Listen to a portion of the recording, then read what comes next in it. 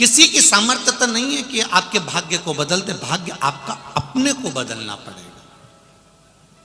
भगवान कृष्ण गीता जी में कहते हैं, भगवान शंकर माता पार्वती जी से कहते हैं, भगवान राम लक्ष्मण जी से कहते हैं, लंकाधिपति रावण मंदोदरी से कहते हैं, और भगवान कृष्ण अपनी संपूर्ण रानियों से कहते हैं कि कर्म की प्रधानता है। आप जितनी मेहनत करेंगे, आप जितना कर्म करेंगे, उस कर्म के अनुसार परमात्मा पर विश्वास रखकर आप अगर कुछ कर्म में आगे बढ़े हो तो उसमें फल जरूर मिलेगा, ये निश्चित हो जाता है, वो प्राप्त जरूर हो।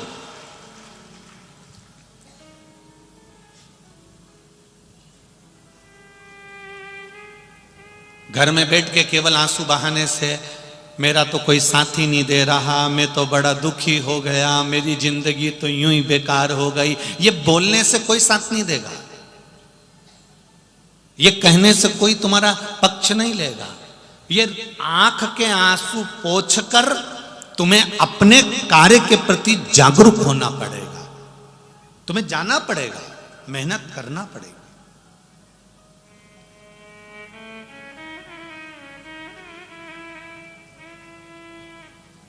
ऐसा कोई व्यक्ति नहीं जिसको भगवान ने यूं ही साधारणता में जन्म दे दिया। आपको पहले भी कथा में कहा था, अपने कमरे में माताएं सब अच्छी चीज रखती हैं, वो बेकार अटाला अपने घर में, अपने कमरे में, अटाला अपने कमरे में नहीं रखती है। उसी तरह परमात्मा भी अपनी पृथ्वी पर अटाला नहीं रखते हैं, परमात्मा भी छाट छाट कर अच्छों को अपने साथ में रखते हैं।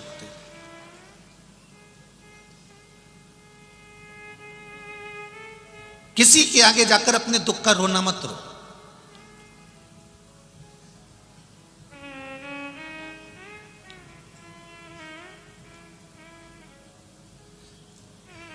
इस व्यासपीठ से आज तक आप लोगों से यह नहीं कहा गया होगा कि आप अपना दुख बताओ और आप दुख बताओ और हम आपका कोई समाधान कर दें।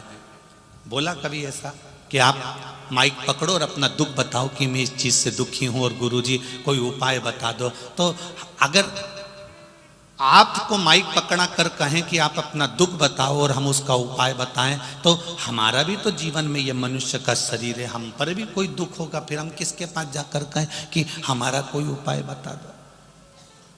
दुनिया में अपने कर्म को स्वयं काटना पड़ेगा। राम जी वन क्यों गए? सीता जी का हरण क्यों हुआ? मां जानकी को वन वन क्यों रहना पड़ा? भगवान कृष्ण को अपना गांव छोड़कर दूसरे गांव क्यों जाना पड़ा? दूसरा गांव जाने के बाद भी छोड़कर द्वारका क्यों जाना पड़ा? जब वो परमात्मा थे तो फिर क्यों गए? उनको भी तो अपने कर्म का भोग भोगना ही पड़ा। हम पहले भी कथा में कहते हैं, भगवान से नहीं डरना, मत डरो। वेद और पुराण से नहीं डरना, मत डरो। धर्म और शास्त्रों से नहीं डरना, मत डरो। संत साधु से नहीं डरना, मत डरो। माता पिता से नहीं डरना, मत डरो। घर के बुजुर्गों से नहीं डरना, मत डरो। पर इतना याद रखना, अपने कर्म से जरूर डरना, क्योंकि कर्म का भोग तो परमात्मा को भी भोगना पड़ता। राम जी ने छुप कर मारा था उस बाली को, कृष्ण अवतार में उस बाली ने छुप कर मारा था भगवान कृष्ण के चरण में। सीता जी ने एक चिड़िया कैद में रखी, माता जानकी को कैद में रहना पड़ा। ये कर्म का भोग है जो मनुष्य को भोगना ही है। अपने कर्म को स्वयं काटना। आप अगर पड़ोसी के यहाँ जाकर कह भी दोगे, आप किसी से जाकर बोल भी दोगे कि मुझे ये दुख है, आप किसी से जाकर कह दोगे कि मुझे ये तकलीफ है, तो क्या वो तकलीफ मिटा देगा? अरे बोलो तो जम के, नहीं मिटाएगा। कहीं कहीं का तुम्हारे पास में आकर कह दे, मेरे पास में ऐसी भभूति है, ऐसी बेल है, ऐसा सामान है कि मैं तेरा दुख मिटा दूंगा, मैं तेरी तकलीफ मिटा दूंगा, तो चक्कर में मत आओ। ये दुख तकलीफ स्वयं को मिटाना पड़ेगी। और स्वयं कैसे मिटाओगे? कर्म को कर कर, मेहनत को कर कर, और भगवान शंकर की भक्ति पर विश्वास रखकर जब तुम आगे बढ़ोगे तो अपने आप कर्म के करते करते आपका दुख मिटता चले जाएगा। स्वयं को मिटाना। किसी को कह भी दोगे ना कि मुझे दुख है, वो आपका दुख नहीं मिटाएगा। चलो एक प्रैक्टिकल करके देख लो। अपनी पड़ोसन से जाकर कहना, जिसको तुम अपनी सारी बात बताती हो, जिस रिश्तेदार को तुम अपनी सारी बात बताते हो, उस रिश्तेदार से एक बार 1-2 महीने बाद जाकर कहना, मुझे 10 लाख रुपए की जरूरत है, तू दे दे।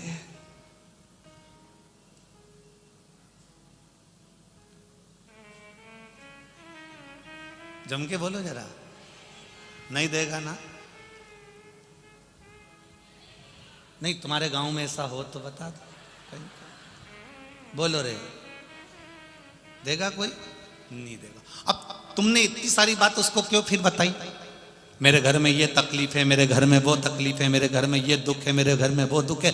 जब वो तुमको तुम्हारी दुख की घड़ी में 10 लाख नहीं दे सकता, 10 लाख तो जाने दे, 10,000 नहीं दे सकता, तो फिर अपनी बात कहकर अपना मन उसके सम्मुख में क्यों खोलते हो? जो देने वाला है मेरा देव अधिदेव महादेव, उसके पास जाकर अपनी बात रख दीजिए। आप उसके पास जाकर कहो, भोलेनाथ तेरे दरबार से कोई खाली नहीं गया, तेरी चौखट से कोई खाली नहीं गया। 2022 जाने वाला है मेरे भोलेनाथ, 2023 आने वाला है मेरे बाबा। ऐसी कृपा करना। हम जानते हैं कि 22 के बाद में 23 आने वाला है।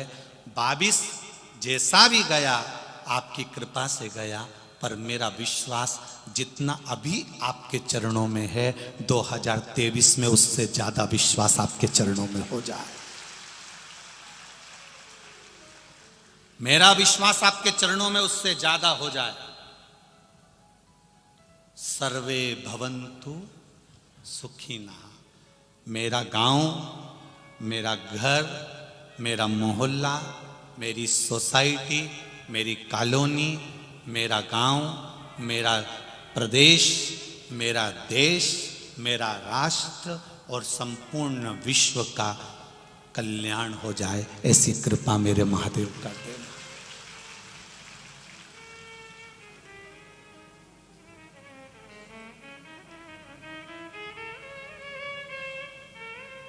नया वर्ष,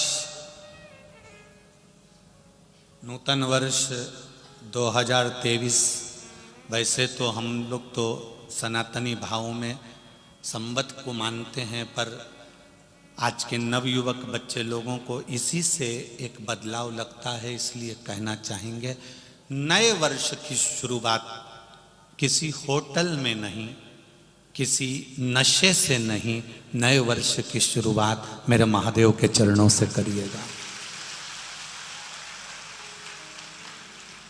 मेरे महादेव के चरणों से करिएगा।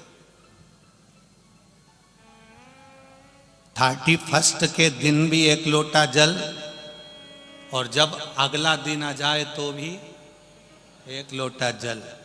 और बाबा से कहना, 22 से 23 में तू लेकर आया है, मुझे उम्मीद है जिंदगी के हर पहलू में मुझे आगे तू लेकर जाएगा। अपने विश्वास को दृढ़ करें, अपने भरोसे को दृढ़ करें। हर किसी के सामने अपनी बात को नहीं कहना।